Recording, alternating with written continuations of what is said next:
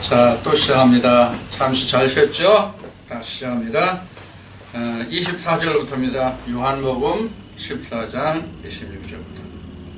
나를 사랑하지 아니하는 자는 내 말을 지키지 아니하나니 너희 듣는 말은 내 말이 아니요 나를 보내신 아버지의 말씀입니다. 자, 이거 이미 앞에서 말씀드린 거예요. 나를 사랑한다는 것이 주님의 그 육신을 사랑하는 것이 아니라 인물을 사랑하는 것이 아니라 그 입에서 나오는 말씀을 지키는 것이 곧 사랑이다. 그것을 말씀을 드렸죠. 지금 예수님이 이렇게 친히 풀어주셨네요. 그것이 바로 예수님을 사랑하는 것입니다. 하나님을 사랑하는 것입니다. 그 다음에 25절에 내가 아직 너희와 함께 있어서 이 말을 너희에게 하였거니와 보혜사 곧 아버지께서 내 이름으로 보내실 성령 그가 너희에게 모든 것을 가르치시고 내가 너희에게 말한 모든 것을 생각나게 하시리라. 그러니까 주님이 가신다고 말씀하시면서 염려하고 근심하지 말라 이렇게 또 당부도 하시고 그리고 내가 가면 내가 다른 보혜사를 너에게 보내주리라 이렇게 말씀하시죠. 여기서 다른 보혜사라고는 이미 보혜사가 또 있다는 것과 같이 우리가 생각할 수가 있거든요. 그럼 여기서 왜 다른 보혜사라고 예수님이 말씀하셨을까요? 예? 왜 다른 보혜사라고 말씀하셨을까요? 지금 16절에 보면 어떻게 지금 예수님이 말씀하셨냐면 내가 아버지께 구하겠으니 그가 또 다른 보혜사를 너에게 주사 이렇게 다른 보혜사라고 말씀하셨잖아요. 왜 여기서 그럼 다른 보혜사를 말씀하시냐고요? 지금까지 보혜사 성령이 있었나요? 예수님이 말씀하시는 그 성령이 예수 영이 있었냐고요? 왜 다른 보혜사를 여기 말씀하시냐고요? 지금까지 보혜사는 그럼 뭐가 보혜사예요? 주님이 보혜사예요. 주님이 모든 것을 다 아버지 뜻을 아버지 말씀을 다 풀어주셨잖아요. 그런데 지금 여기 다른 보혜사라는 것은 내가 직접 하는 것이 아니라 내 영이 다시 와서 너에게 이 일을 행하리라 그런 의미예요. 그래서 다른 보혜사예요. 그러니까 그 다른 보혜사라는 그것에 대해서 26절에 풀어낸 거예요. 다시 주님이 26절에 보혜사 곧 아버지께서 내 이름으로 보내실 성령 누구 이름으로 보내요? 주의 이름으로. 그래서 나가 아닌 다른 영이에요. 그래서 다른 보혜사 이렇게 말씀하신 거예요. 그가 너에게 모든 것을 가르치시고 내가 너에게 말한 모든 것을 생각나게 하십니다.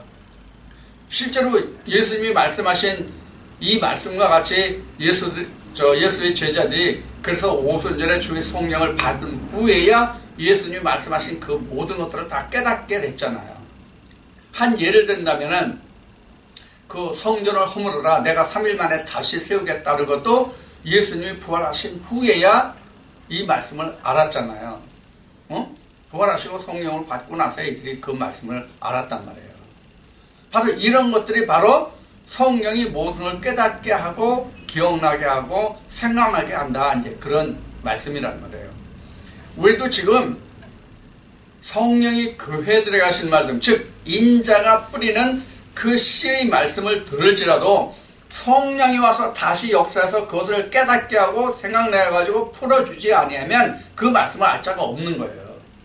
그러니까 인자들이 즉 하나님의 그 아들들이 하나님의 말씀을 전한다고 할지라도 씨를 뿌린다고 할지라도 성령의 도움이 없는 사람은 뭐라고 말해요?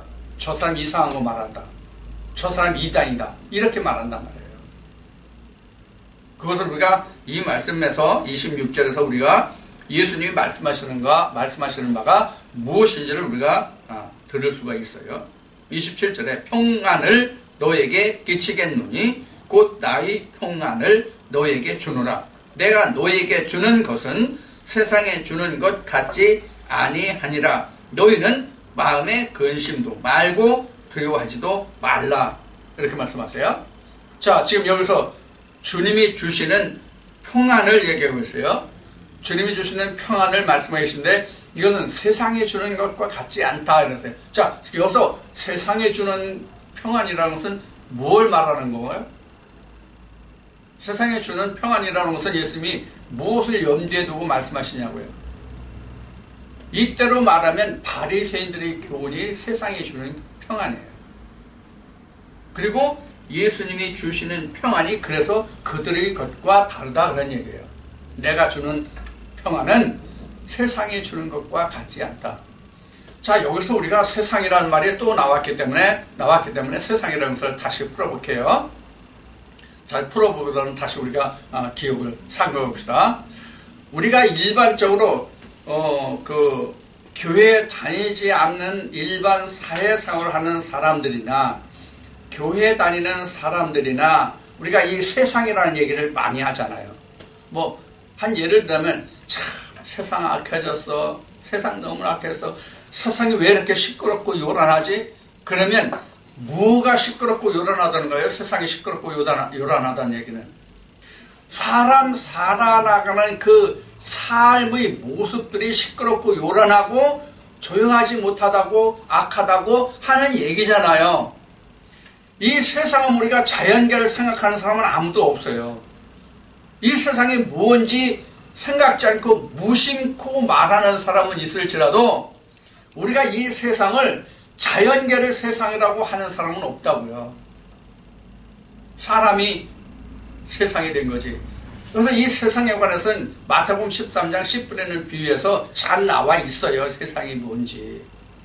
그래서 요한복음 1장에서 빛이 세상에 왔을 때 그래서 그 세상도 이 자연계를 말하는 것이 아니라 사람들에게 빛이 왔을 때, 즉 주님이 왔을 때 인생들에게 예수 그리스도가 빛으로 왔을 때 그런 얘기거든요. 그래서 인생들이 깨닫지 못하더라 이런 얘기인데 세상이 깨닫지 못하더라. 성경은 이렇게 기록하고 있는 거예요. 그리고 우리가 일반적으로 우리가 삶 속에서도 말할 때 세상이 악하다 지금 말하는 말이죠. 세상이 악한 것은 결국은 사람이 악해졌다는 얘기거든요. 네, 그것을 우리는 보면 알 수 있습니다. 지금 세상 사실 엄청 악해졌죠. 세상이.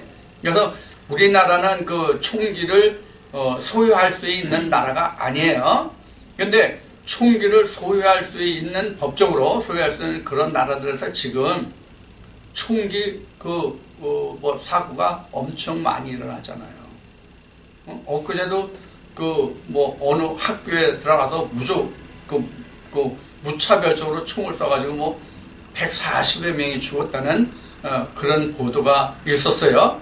들으셨는지 보셨는지 모르겠지만은 자, 지금 그런 세상이거든요. 이것을 두고 사람들이 뭐라고 말해요? 참 사람들이 악해졌어 그렇게 말하는 것이 아니라 세상 참 험악해 세상 험해졌어 이렇게 말한단 말이에요.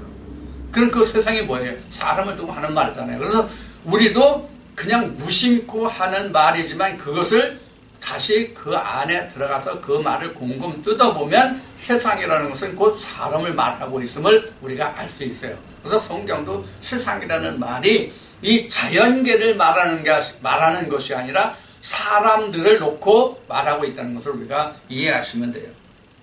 그래서 이 말씀에서도 세상이 주는 것과 같지 않다는 얘기는 세상의 교훈으로 주는 평안과 같지 않다는 얘기예요. 그래서 주님이 하시는 말씀은 사람의 말로 세상의 말로 사람들이 일반적으로 하는 교훈으로 우리가 하시는 말씀이 아니었잖아요. 예수님은 아버지의 말씀으로 평안을 주셨잖아요. 그것을 여기서 말씀하고 있어요. 28절 말씀으로 가서 내가 갔다가 너희에게로 온다 하는 말을 너희가 들었나니 나를 사랑하였다면 나의 아버지께로 감을 기뻐하였으리라. 아버지는 나보다 크심이니라.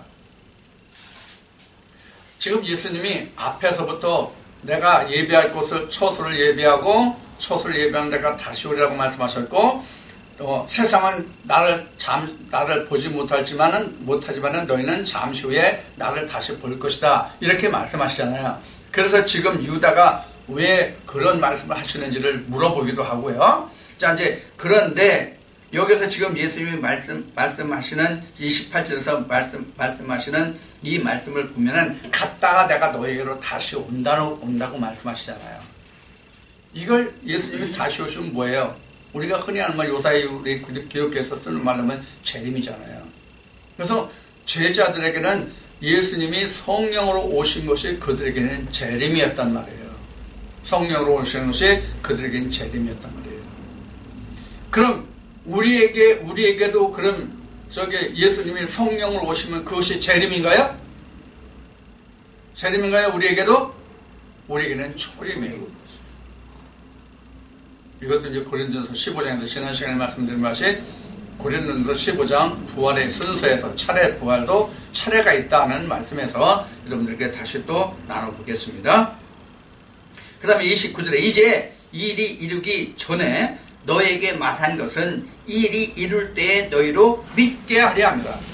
지금 예수님이 십자가에 달리시고 죽으시고 부활하시고 제자들 함께 하시고 승천하시고 10일 공백이 있고 오순절이 있고 이러한 것을 미리 다 지금 말씀해 주시는 거예요. 그래서 내가 지금 너에게 이 모든 말을 하는 것은 실제 그러한 일들이 생겼을 때 너희로 하여금 믿게 하려 함이라 그 얘기예요. 믿게 하려 함이라. 뭘 믿게 한다는 얘기예요, 그러면서.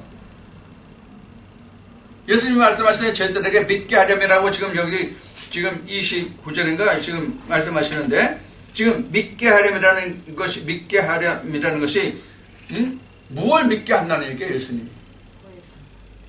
내가 하나님의 아들이고 내가 메시아고 그리스도임을 너희들에게 믿게 하려 함이라 그런 얘기예요.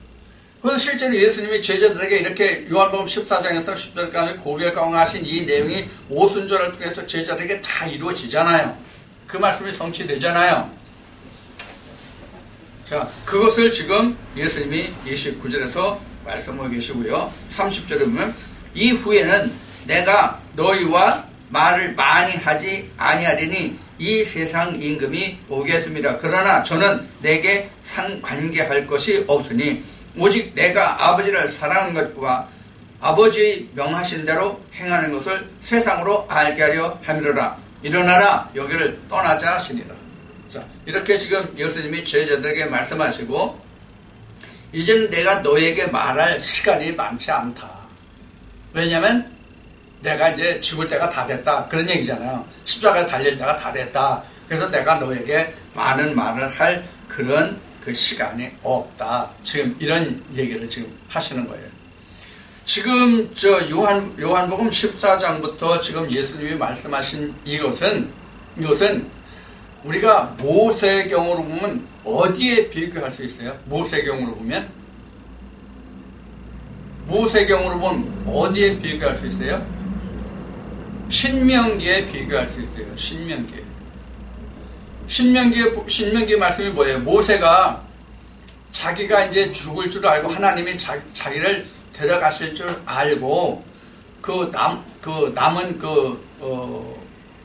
2세대들 광야에서 나음을 받은 2세대들을 향해서 하신 말씀이잖아요. 신명기가 바로 마찬가지란 말이에요.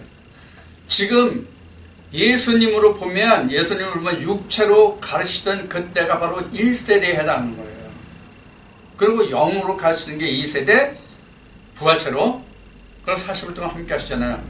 그게 이스라엘 백성들 보면 뭐예요? 그게 광야 생활과 같은 거예요. 그러나 오순절을 통해서 예수의 제자들이 예수님의 실체를 확실히 알게 되잖아요. 그것이 바로 제자들에겐 가나안, 천국이 즉 거처가 완전히 이루어진 가나안이 이루어진 그때 상황이란 말이야. 이스라엘 백성들은 가나안에 들어가서 요단강을 건너야 가나안에 들어가죠. 요단강을 건너서 여리고성을 함락시키고 가나안 그 지경을 함락해 가는 그런 과정이란 말이에요. 자, 그래서 예수님이 여기서 말씀하시기를 지금 세상 임금이 오겠다. 그러니까 내가 너에게 지금 말을 많이 할 시간이 없다. 그렇게 지금 말씀하고 계신 것이죠. 이렇게 해서 이제 14장이 마치집니다. 다음은 15장입니다. 15장은 우리가 많이 쓰는 말입니다. 나는 포도나무여 너희는 가져라. 이 말씀을 모르는 사람이 교회 다니는 사람 치고 모르는 사람이 거의 없을 거예요. 지금 그 말씀이 15장의 시작입니다. 15장 1절부터 내가 참 포도나무여 내 아버지는 그 농부라. 자, 내가 지금 예수님이 참 포도나무라고 그러는데 이 말씀이 구약 어디에 기록되어 있습니까? 이 말씀이 어디에 기록되어 있어요? 이사야 5장에 하나님이 극상품의 포도나무를 심었는데 그 말씀과 같은 거예요. 지금 예수님이 극상품의 포도나무거든요. 그래서 여기서 무슨 포도나무래요? 지금 예수님이? 참 포도나무. 참 포도나무. 참 포도나무가 이사야 5장에서는 극상품의 포도나무예요. 그러니까 포도나무가 같은 포도나무가 아니란 얘기예요. 극상품의 포도는. 그래서 예수님이 여기서 나는 참 포도나무다 이렇게 말씀하세요. 그러니까 하나님이 이사야를 통해서는 이스라엘 백성들을 참 포도나무로 심으시려고 했던 거예요. 그리고 예수님도 지금 이렇게 오신 것은 예수님이 그 말씀으로 유대인들을 참 포도나무가 되게 하시려고 하셨던 거예요. 그래서 이스라엘 백성들은 그 가지라고 여기서 이제 설명을 하는 거죠. 자, 그래서 지금 예수님을 참 포도나무로 지금 비유하고 있습니다. 그래서 내 아버지는 농부라. 무슨 농부예요, 그럼? 아버지는? 아버지가 무슨 농부예요? 포도원의 농부예요. 다른 농부 아니에요. 포도원의 농부예요.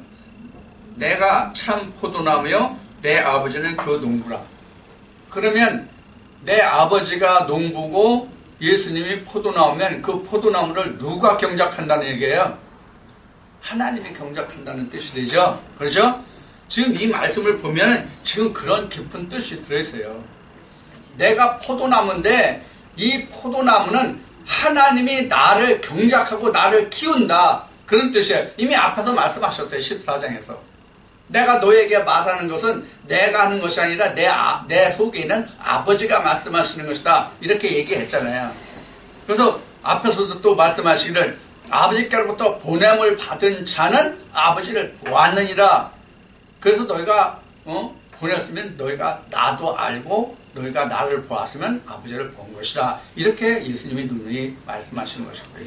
왜? 예수 그리스도를 지금 그 아버지, 참 포도나무의 아버지인 하나님이 그 농부가 경작하는 것이기 때문에 그렇다는 얘기예요. 자, 2절에 무릇 내게 있어 과실을 맺지 아니하는 가지는 아버지께서 이를 제해 버리시고 무릇 과실을 맺는 가지는 더 과실을 맺게 하려 하여 이를 깨끗게 하시느니라. 자, 지금 여기서 나로 인하여 지금 과실을 맺는 거잖아요. 무릇 내게 있으니까, 무릇 내게 있어 이렇게 말씀하시니까 예수 그리스도 내에서 과실을 맺지 아니하면 하나님이 어떻게 하신다는 거예요? 제해버린다. 제해버린다. 이것은 예수님이 우리가 공관복음에서 하신 말씀으로 보면 결혼잔치가 벌어지잖아요.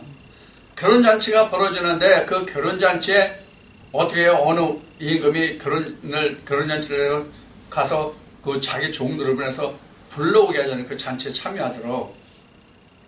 그래서 이제 초청장을 보내는데 그 초청장을 받은 사람들이 뭐라고 핑계대요?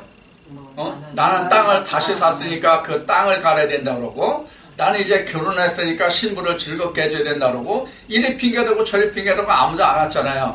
그러니까 결혼날이 다 돼서 결혼날짜가 임박해가지고 와보니까 결혼식장에 아무도 없거든. 그래서 다시 종을 급히 내보내가지고 사람들을 다 불러왔어. 무조건 불러왔어.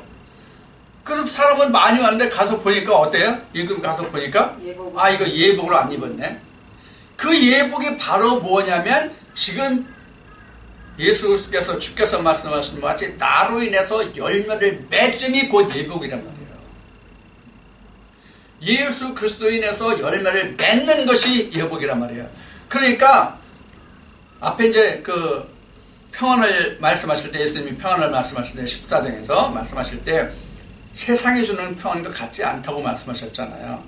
그러니까 여기서 그 말씀을 적용해서 지금 얘기하면 세상이 맺게 하는 그 포도는 가짜 포도라는 얘기예요. 그러니까 그 사람들은 나를 사랑하는 것이 아니고 나로 인해서 과실을 맺는 것이 아니기 때문에 아버지가 제해버린다는 거예요.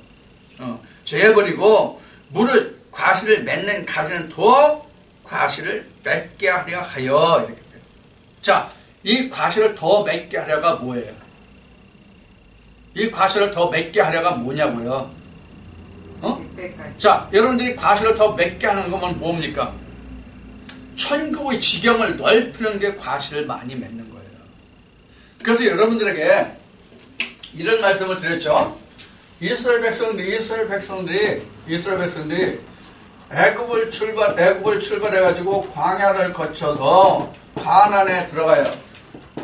그럼 가나안에 들어가면 가나안 땅이 빈 땅이에요? 가나안 땅이 빈 땅이냐고? 아니잖아요. 가나안 원주민이 살고 있잖아요. 그렇죠? 가나안 원주민이 살고 있어요. 그래서 가나안 원주민, 이게 이제 가나안 땅이라면 가나안 원주민이 이렇게 살고 있어요. 그래서 여호수아가 이스라엘 백성들 그 12지파와 함께 더불어서 그날 전투에 나갈 때 그 지파별들로 해가지고 모여가지고 얼마의 군대를 형성해서, 하나님의 말씀을 따라서 얼마의 군대를 형성해서 나가잖아요. 그럼 어느 날은 이만큼, 어느 날은 이만큼, 이렇게 쉬운 예로 땅 따먹게 했잖아요. 예? 이게 바로 많은 과실을 맺는 거예요. 많은 실과를. 그래서 내가 하나님의 말씀을 많이 받아서 그 말씀이 내가 성취하고 그 말씀이 내게 응하여지면 예수님이 처소가 넓어지는 것으로 이게 지경을 넓히는 거예요. 이게 그래서 그 지금 예수님이 말씀하시는 마치 과실을 많이 맺게 한다는 뜻이 바로 이런 뜻이에요. 그래서 땅이 넓어야 과목을 많이 심고 열매를 많이 맺을 거 아니에요. 그러면 내게서 이 그 많은 과실을, 많은 실과를 맺게 하려면 어떻게 해야 됩니까? 내 마음이 점 하나 같습니까? 아니면 욕만 합니까? 아니면 이런 원입니까? 아니면 이런 원입니까? 어떤 원입니까? 어쩌면 내 마음은 이런 점에 불과할지도 몰라요. 이런 점에 불과했던 내 마음이 하나님의 말씀이 들으면서 지경이 이렇게 넓어진다고 생각하시면 돼요. 이렇게 많은 과실을 맺는 거잖아요. 그래서 지경을 이렇게 확대하는 거예요. 그러니까 어떤 목사님은 이런 얘기를 해요. 하나님이 우리 좁고 좁은 이 마음속에 거하시는 하나님이 아니라고 말하는 목사님이 있어요. 그런데 하나님은 좁고 좁은 우리 마음에 들어오셔서 이거를 어디까지 만들어요? 하늘되게 만들잖아요. 하늘되게. 자, 하늘되게 만든다는 뜻이 무엇인지를 설명을 드릴게요. 하늘되는, 나는 지금 여기서 땅에 이렇게 점이에요. 하나님이 오시잖아요. 그러면 이렇게 된다면 이렇게. 그럼 이 시작은 점이잖아요. 네 시작은 미약하였으나 네 끝은 광대하리라. 이래 되는 거거든요. 그래서 내가 하나님의 말씀으로 천국을 침나는 게 어디만큼이냐에 따라서 자기 지경이, 이 지경이 실과를 맺는 것이 다르단 말이에요. 그래서 말씀을 더 많이 내가 해서 성취했다면 각이 이렇게 벌어지잖아요. 이렇게 되잖아요. 그럼 땅이 얼마나 넓어지는 거예요. 이런 원리예요. 하나님이. 성경이 이렇단 말이에요. 자, 그래서 제가 여러분들에게 이렇게 말씀을 드렸잖아요. 사람의 마음이 보여요? 안 보여요? 안 보여요. 근데 사람의 욕심으로 말하면 온 지구를 세계의 만물을 그 속에 집어넣어도 그 속은 다 차지 않는다. 그럼 마음보다 큰 게 있어 없어요? 이 천지 만물에? 없어요. 없다고요. 그래서 우리 속담에 99섬 있는 사람이 한 섬 가진 것을 빼앗아서 100섬을 채운다고 얘기하는 거예요.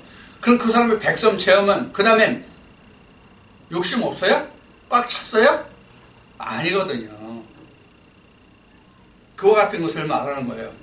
그런데 하나님 안에서는 이 지경을, 이 부자가 되고 풍요하게 하는 것을 하나님이 어떻게 해주시는 거예요? 다른 사람 것을 뺏어다가 주십니까? 아니거든요. 하나님이 것으로 채워서 이렇게 풍요롭게 한단 말이에요.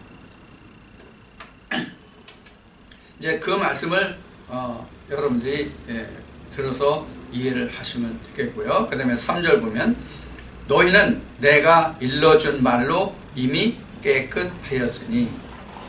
예수님이 이미 일러준 말씀이 뭐예요? 예수님이 일러준 말씀이 뭐예요? 성령이 교회들에게 하시는 하나님의 말씀. 그 말씀으로 이미 너희를 깨끗하게 했으니. 그래서 베드로가 제자들이 발을 씻을 때 베드로 차례 오니까 주님, 절대로 주님은 내 발 못 씻어요. 아니, 내가 주님 발을 씻어야지. 주님 어떻게 내 발을 씻어요? 내가 어떻게 주님한테 발 내면서 그 발을 씻어요? 이제 이런 내용이 나오잖아요. 그래서 주님 뭐라고 말씀해요? 야, 내가 나한테 발 씻김 받지 않으면 나하고 상관없는 자가 된다. 그러니까 뭐라고 그래요? 베드로가 또 나서가지고 목욕도 하겠습니다. 그랬더니 야, 너 목욕했잖아. 그러니까 목욕한 사람은 발만 씻으면 돼. 또 안 씻어도 돼. 그럼 이게 사람 얘기예요? 우리 한 번 목욕하면 우리 평생 목욕할 필요 없어? 발만 씻으면 돼? 나는 목욕탕 매번 가야 되는데. 이게 사람에 관한 얘기가 아니라는 걸 이로써 우리가 알 수 있잖아요. 자, 이와 같은 말씀에서 3절에 너희는 내가 일러준 말로 이미 깨끗하게 되었다. 뭐로 깨끗하게 되었다? 내가 너에게 일러준 말.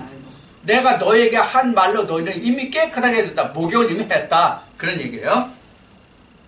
자, 그 다음에 4절에 내 안에 거하라. 나도 너희 안에 거하리라. 가지가 포도나무에 붙어있지 아니하면 절로 과실을 맺을 수 없음 같이 너희도 내 안에 있지 아니하면 그러하리라.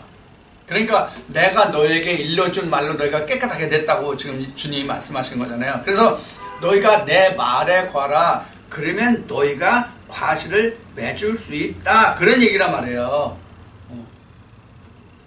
그렇지 않으면 과실을 맺지 못하고 그런다는 말씀이 바로 4절에서 이르신 말씀이에요. 그래서 포도나무에 붙어있지 아니하면, 나에게 붙어있지 아니하면, 내 말에 너희가 거하지 아니하면, 이런 뜻이란 말이에요. 그래서 예수님이 하신 말씀으로 너희가 깨끗함을 입었는데 너희가 내 말에 거하지 아니하면 열매를 맺을 수가 없다. 지금 그런 말이 지금 4절 말씀이에요.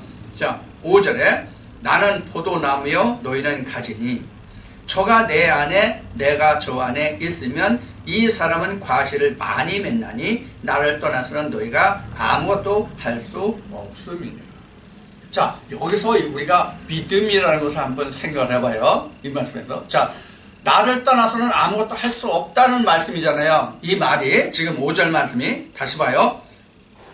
나는 포도나무에 너희는 가지니 저가 내 안에 내가 저 안에 있으면 이 사람은 과실을 많이 맺나니 나를 떠나서는 너희가 아무것도 할 수 없음이라.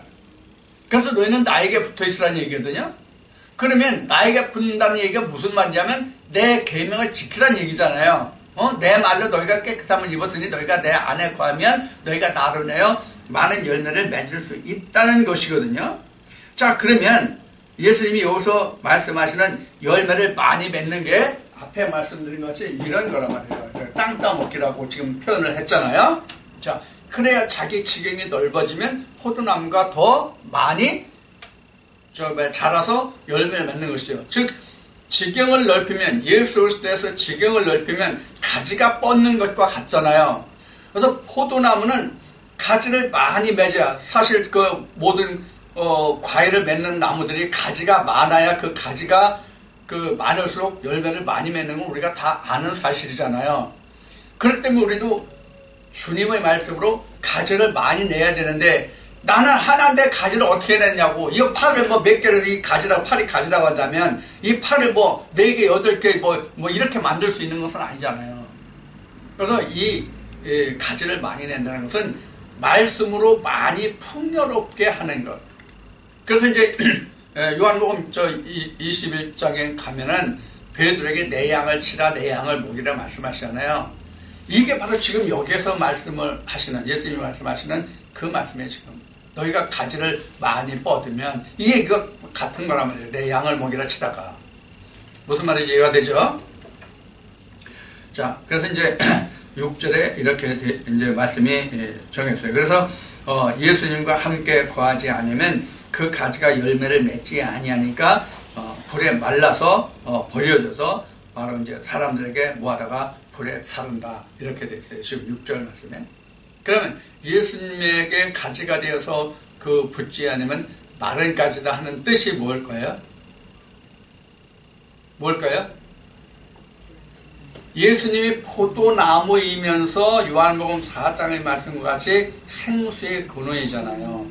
그러니까 그 예수님께 붙지 않으면 생수가 공급이 안 되니까 생수가 끊어지는 거잖아요. 그럼 어떻게 해요? 이걸 마른 것으로 지금 설명한 거예요.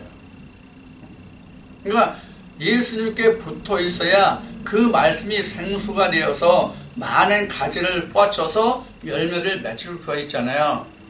모든 식물이 물이 없으면 영양을 나눌 수가 없잖아요. 모든 식물은. 사람은 피가 없으면 산소를 통해서 영양을 공급할 수가 없음과 같이 식물은 물을 통해서 영양 공급을 한단 말이에요. 그래서 광합성을 통해서 나뭇잎에서 물과 함께 많은 그 성분들을 광합성을 시켜서 영양으로 바꿔주잖아요. 그걸 말하는 거예요. 그래서 6절에서는 바로 그렇게 되지 아니하면, 즉 예수님과 함께 붙어 거기 거하지 아니하면 말라버린다는 뜻이 바로 그런 거예요. 실제로 마른다는 뜻이 아니에요. 실제로 마른다는 뜻이 아니라 생명의 말씀을 공급받지 못하면 내가 마른 가지와 같아서 성령 열매를 맺지 못한다. 포도나무 열매를 맺지 못한다. 지금 그런 말씀을 하고 계신 것이죠. 7절에 너희가 내 안에 거하고 내 말이 너희 안에 거하면 무엇이든지 원하는 대로 구하라. 그리하면 이루리라. 자, 이 말씀 앞에 말씀을 드렸어요. 자, 이 말씀은 어디서 여러분들에게 이 말씀이 앞에 나오냐면 14장에서 이 말씀이 나오는데, 내가 너희 안에 너희가 내 안에잖아요. 바로 이 말씀이 바로 그 말씀이 풀어진 말씀이에요. 지금 5절, 6절, 7절 지금 같은 내용이에요. 그 말씀과. 그래서 너희가 내 안에 거하면, 이런 얘기가 바로 너희가 내 안에 거하면 이것이 바로 너희가 내가 참 포도나무인데 너희가 참 포도나무의 가지가 되면 이런 것이란 말이에요. 지금 이 말씀에서 주님이 설명하시는 말씀은. 그래서 이제 7절 말씀에는 벌써 내 안에 거하고 이런 말이에요. 내 안에 거하면 당연히 주님이 말씀이 내 안에 그 거하는 자 안에 예수님의 말씀이 거할 거잖아요. 자, 그래서 원하는 대로 구하라. 그러면 이루라 그래요. 자, 여기서 우리가 앞에 나온 말씀과 같이 너희가 무엇을 내게 구하라면 내가 그럼 시행하리라 갚아주다. 이 말씀이 이제 14장에서 나왔는데 예수님이 갚아주신다는 뜻이 뭐예요? 뭘 갚아주신다는 거예요? 나 이번에 돈 1,000,000원 필요한데 1,000,000원을 구하면 주님이 1,000,000원 주신다는 뜻이에요? 그게 아니란 말이에요. 내가 길이요 진리요 생명이니 아버지께로 가는 것을 구하라. 그 길을 구하라. 그러면 내가 너에게 이것을 갚아주리라. 내가 답해주리라. 이런 말씀이란 말이에요. 이런 것을 우리가 바르게 깨달아야 우리가 하나님의 이름을 부르되 하나님을 욕되지 않게 하는 거예요. 주의 성호를 부르되 주를 욕되게 하지 않는 거란 말이에요. 히브리 말씀인가 보면 올라가겠다 내려가겠다 이 말씀이 나오는데, 이 올라가겠다 내려가겠다가 끌어내리느냐 올리느냐 그런 뜻이거든요. 이 말씀이 바로 지금 이 말씀에도 우리가 그런 것을 우리가 생각해 볼 수가 있어요. 너희가 8절에 너희가 과실을 많이 맺으면 내 아버지께 영광을 아버지께서 영광을 받으실 것이요 너희가 내 제자가 되리라. 그러니까 아버지가 영광을 받는 것은 무엇을 인해서 영광을 받습니까? 내가 주님의 뜻을 이룰 때 아버지께서 영광을 받으시는 거예요. 내가 부자 되고 내가 출세해야 하나님이 영광을 받으시는 게 아니라 내가 아버지의 뜻을 이루어 갈 때 아버지께서는 영광을 받으시는 거예요. 그래서 주님이 십자가에 달리실 때 이렇게 말씀하시잖아요. 뭐라고 말씀하면 아버지 창세전에 아버지께서 안 계시던 그 영으로 나를 영으롭게 해서 아버지께서 영광 받으시옵소서. 이 말씀이 나오죠. 그리고 하나님이 뭐라고 말씀하세요? 내가 너를 이미 영으롭게 하고 또 영광을 받으리라. 그렇게 말씀하시잖아요. 그런데 제자들은 뭐로 들었어요? 우리가 올렸다고도 하고 그럴 말씀이 우리 앞에 말씀에 봤죠? 바로 그것을 우리가 연상하면 이 뜻이 무엇인지를 우리가 알 수 있을 것입니다. 자, 9절에 아버지께서 나를 사랑하신 것 같이 나도 너희를 사랑하였으니 나의 사랑 안에 거하라. 자, 이것도 앞에서는 지금 내 안에 거하라고 말씀하셨고 포도나무 가지가 되라고 말씀하셨고, 여기서는 뭐라고 말씀하시냐면 내가 너희를 사랑한 것 같이 너희도 사랑하라는 얘기예요. 그러면 너가 내 안에 거하는 것이다. 여기서 사랑은 또 뭐예요? 여기서 사랑은 뭐예요? 예수님이 사랑을 여러 가지 형태로 나타나셨거든요. 제자들이 발을 씻으면서 너희가 서로 발을 씻게라는 것도 사랑으로 말씀하셨고, 내 계명을 지키는 것도 사랑을 말씀하셨고, 여기서는 내가 참 포도나무니 나한테 너희가 붙어서 그 포도나무 가지가 돼서 많은 실과를 맺어라. 그러면 너희가 나의 제자다. 이렇게 말씀하셨고, 여기서는 사랑을 또 말씀하셨어요. 내가 너를 사랑하였으니 너희도 서로 사랑하라. 이렇게 말씀하셨어요. 이 사랑은 뭐예요? 예수님이 말씀하시는 궁극적인 사랑이 뭡니까 도대체? 주의 말씀을 지키는 거예요. 주님이 참 포도나무인데 그 참 포도나무에 붙어서 많은 가지를 내서 많은 포도 열매를 맺는 것. 참 포도나무에 붙은 가지니까 어떤 포도 열매를 맺겠어요? 참 포도 열매를 맺을 거 아닙니까? 극상품의 포도나무가 가지가 되었으면 극상품의 포도 열매를 맺을 거 아닙니까? 극상품의 포도나무에서 들포도 맺습니까? 아니, 참 감람나무에 들 감람나무의 열매가 맺히냐고요. 요사이 지금 이제 우리가 지금 이제 겨울이 됐는데, 우리가 이제 늦가을까지 해서 각종 과수원에서 거둔 열매들이 있잖아요.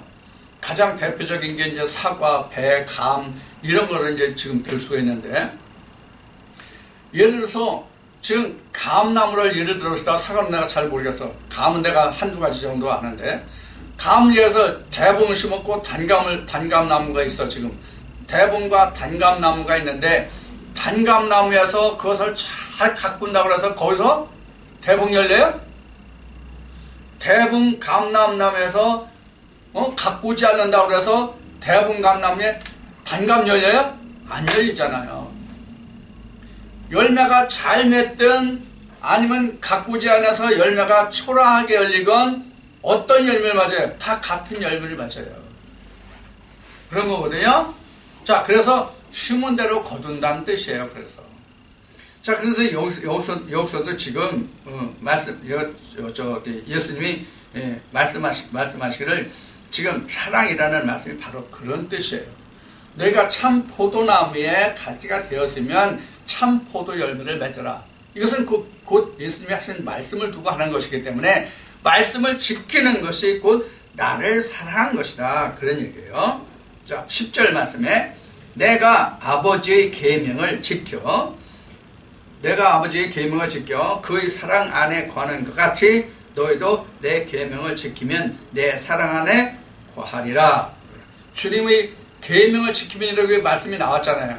그래서 계명을 지키면 주님이 하신 말씀을, 즉 내가 아버지의 계명을 지켜서 내가 아버지께서 사랑을 받는 것 같이 너희가 내가 아버지의 계명을 너희에게 주느니 너희가 나의 계명을 지키면 아버지의 계명을 지킨 것이라. 그러면 아버지께서 나를 사랑하신 것 같이 너희도 사랑하리라. 그런 의미예요. 다시 말하면 그런 의미로 지금 9절까지 10절까지 지금 예수님이 말씀하신 거예요. 그래서 계명을 지키면 내 사랑 안에 거하리라.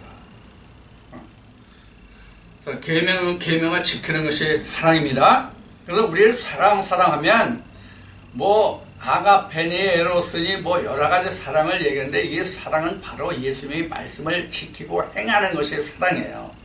그래서 어느 형제가 이 말씀에 지키지 않고 이 말씀에서 떠나는 자를 보거든 그 형제를 돌이켜 이 계명 안에 들어오게 하는 것이 곧 형제를 사랑하라, 그런 뜻이에요. 그래서 이 사랑이라는 뜻은 로마서 5장 7절에 기록된 말씀과 같이 그 생명을 살려주는 것이 사랑이에요. 우리가 기독교에서 쓸데없는 사랑 참 얘기 많이 하는데 그거 다 쓸데없는 사랑이에요. 성경에서 말하는 사랑은 지금 여러분들에게 말씀드린 바와 같이 우리 믿음의 형제가 있잖아요. 믿음의 형제. 믿음의 형제라니까 우리가 또 착각하는 게 있어요. 뭐 교회 다니는 사람들은 교회 다니는 사람들을 이렇게 얘기하잖아요. 그럼 교회 다니는 사람들이 교회 다니는 사람을 사랑하는 것을 사랑이라고 한다면 내 교회 할 거 없이 사랑해야 되잖아요. 근데 교단과 교회끼리 그 사랑이 이루어집니까? 우리가 다니면서 보면 그러냐고요. 그래도 일반 성도들은 괜찮아. 일반 성도들은 이런 예를 한번 들어봅시다. 일반 성도들은 이 교회 저 교회 다 갈 수가 있어요. 그런데 내가 지금 목사잖아요. 내가 지금 교회를 지금 그 사장에 있어서 내 교회 출석 못하고 어느 날 어떤 다른 교회 갔어요. 그리고 내가 지금 그 목사 안수를 받았는데 아직 지금 교회를 세우지 않았어요. 근데 어느 교회에 이제 출석을 하게 됐어요, 내가. 그러면 교회 출석해서 상대방이 내가 목사라는 것을 모르면 아무 소리도 안 해. 근데 목사라는 것을 알면 어떻게 해요? 이거 사실 심각한 얘기예요. 이게 무슨 사랑이에요, 그러면서. 중들은 그래도 어느 절에 가든지 간에, 비군이든지 대처생들이 비군이든지 간에 그들은 어느 절에 가든지 그들은 다 거기서 먹고 잡고 할 수 있고, 거기서, 불법에 참여할 수도 있고 다 할 수 있어요. 불법 법회에. 그런데 기독교만은 그런 형편이 아니란 말이에요. 목사라는 신분이 드러나면 그 단임 목사가 싫어해. 이게 무슨 사랑이야, 무슨 사랑은. 그래도 사랑은 끔찍히들 말하지요. 자, 이런 것을 보면서 주님이 말씀하신 그 사랑을 어떻게 우리가 말할 것이냐는 거예요. 우리가 표면적인 사랑도 못하는데 주님이 말씀하시는 말씀에서 생명을 주는 사랑을 할 수 있을 것이냐 이런 얘기예요. 주님이 말씀하시는 사랑은 나를 내어놓고 내 목숨을 내어놓고 상대방을 살리는 게 진짜 사랑이거든요. 그래서 이 말씀과 이 역사 말씀과 같이 내 계명을 지키면 내 사랑 안에 거하리라. 계명을 지키면 이 사랑 안에 거한다는 얘기가 결국 뭐예요? 생명에 거한다는 뜻과 같잖아요, 이 말씀이. 그래서 사랑한다는 얘기는 결국 형제 중에서 예수 그리스도의 계명으로 지키는 자들 중에서 그 말씀에서 떠나가는 자들에게 다시 생명을 불어넣어서 계명을 지키도록 다시 불러 끌어들이는 것을, 예수 그리스도 안으로 불러들이는 것을 사랑이다, 이렇게 얘기할 수 있단 말이에요.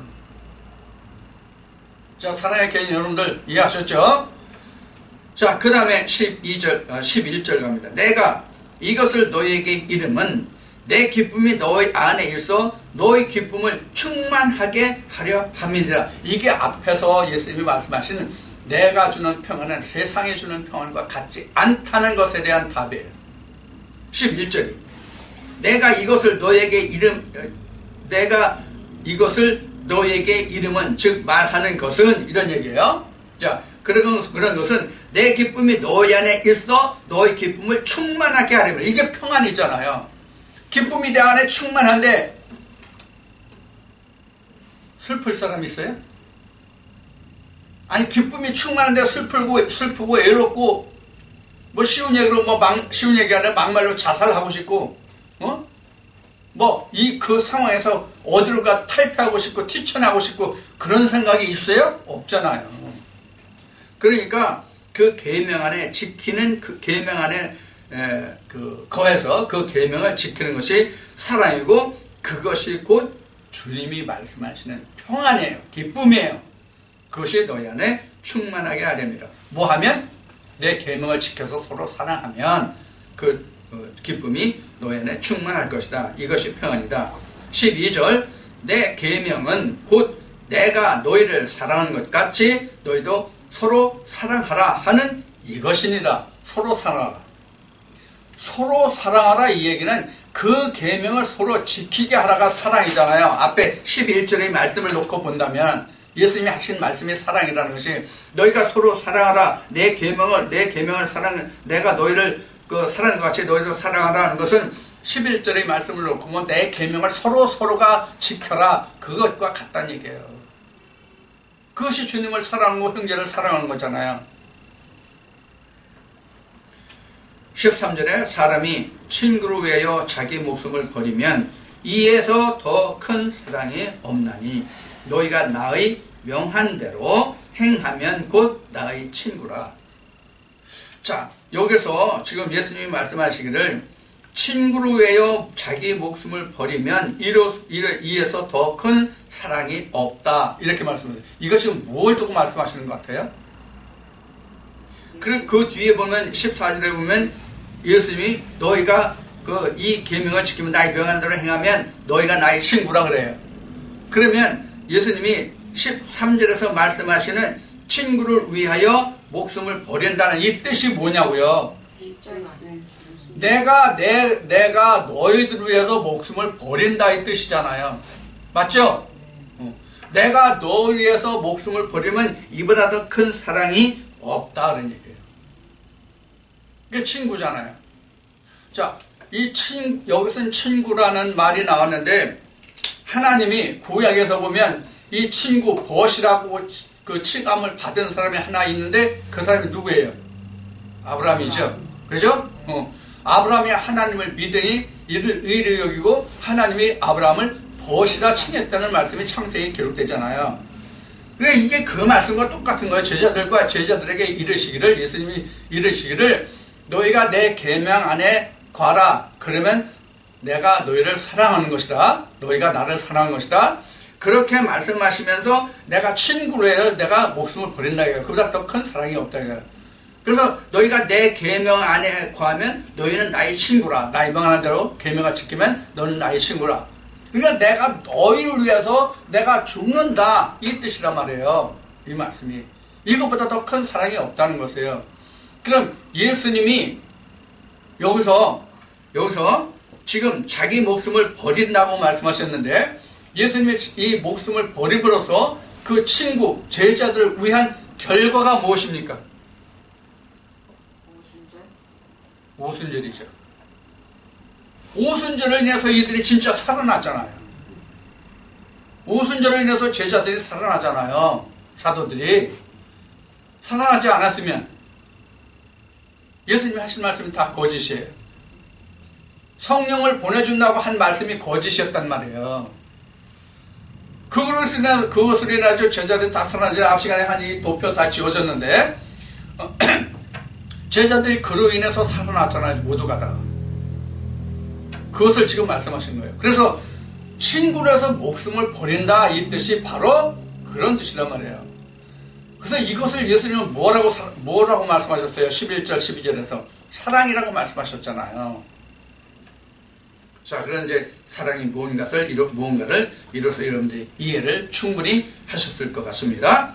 14절까지 봤습니다. 15절 이제부터는 너희를 종이라 하지 아니하리니 종은 주일의 하는 것을 알지 못함이라. 너희를 친구로 하였느니 내가 내 아버지께 들은 것을 다 너에게 알게 하였음이니라. 지금 여기서 종과 친구를 지금 구분해서 예수님이 말씀하고 계세요. 그래서 종은 아버지께 갈 수가 없어요. 아버지께 상을 받을 수가 없어요. 그런데 친구는 아버지께 상을 받을 수 있다. 그렇게 말씀하시거든요, 예수님이.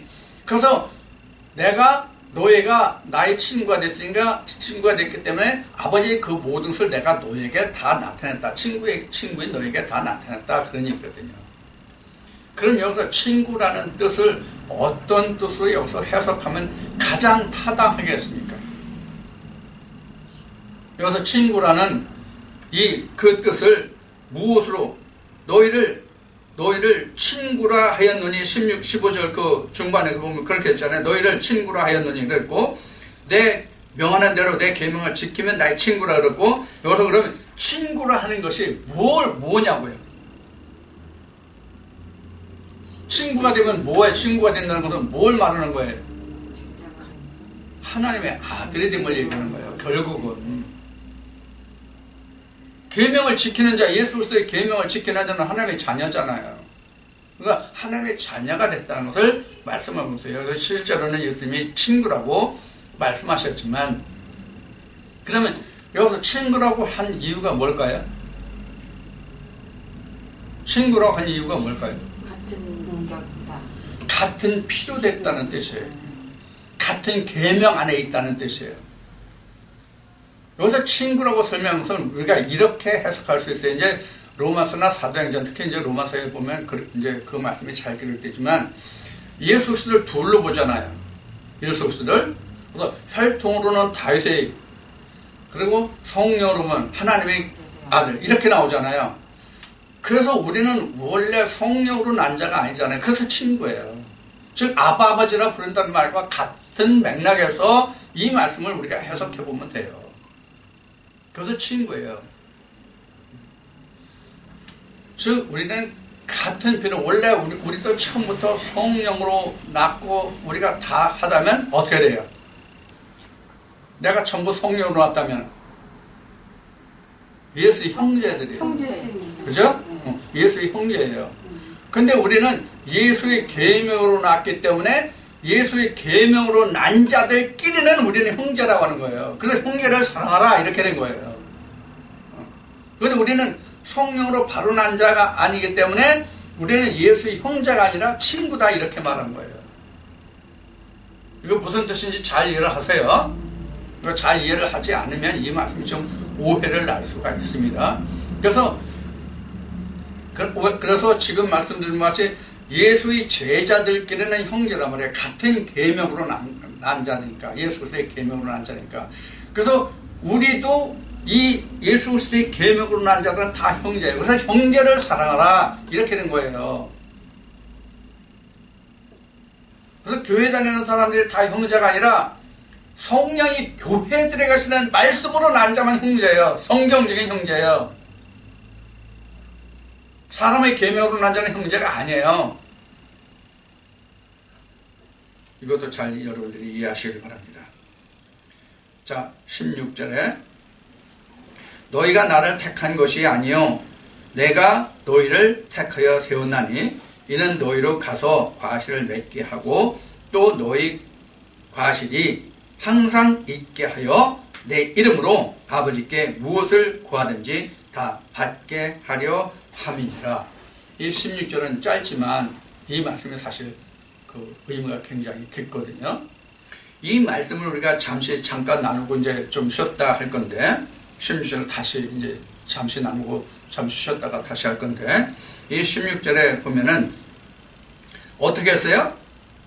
너희가 나를 택한 것이 아니라 내가 너희를 택했다 이렇게 말씀하셨어요. 그러니까 택한 자는 누구예요?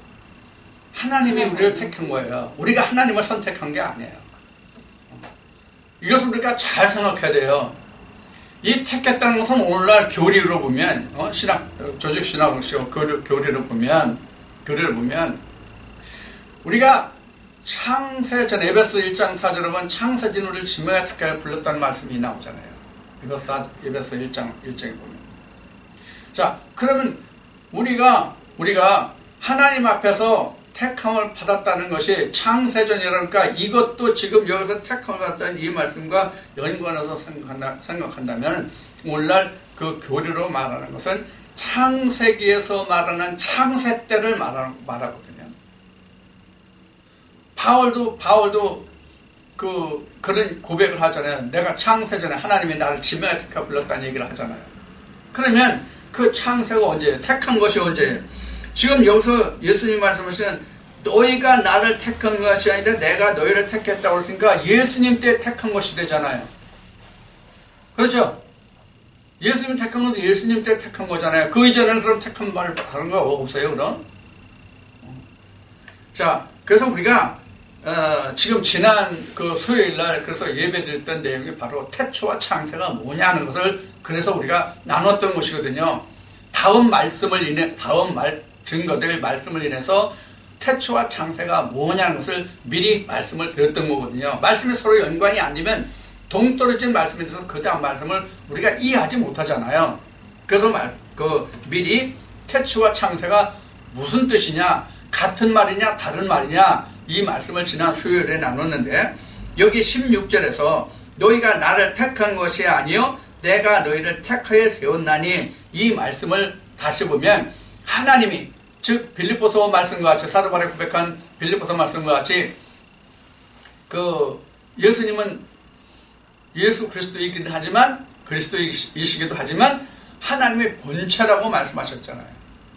이제 우리가 이 말씀에서 예수님이 하신 말씀들을 통해서 앞에 성령을 아버지께서 내 이름으로 오실 성령이라고 하지만 뒤에 또 다시 말씀 보면 내가 너에게 보낸다, 아버지께서 너에게 보낸다, 이 여러 말씀으로 하고 계시거든요. 이 말씀을 이해해야 되기 때문에 우리가 너희가 나를 택한 것이 아니요 내가 너희를 택하여 세웠다는 이 말씀이 굉장히 중요한 말씀인데 이 말씀은 잠시 좀 쉬었다가 다시 시작하겠습니다.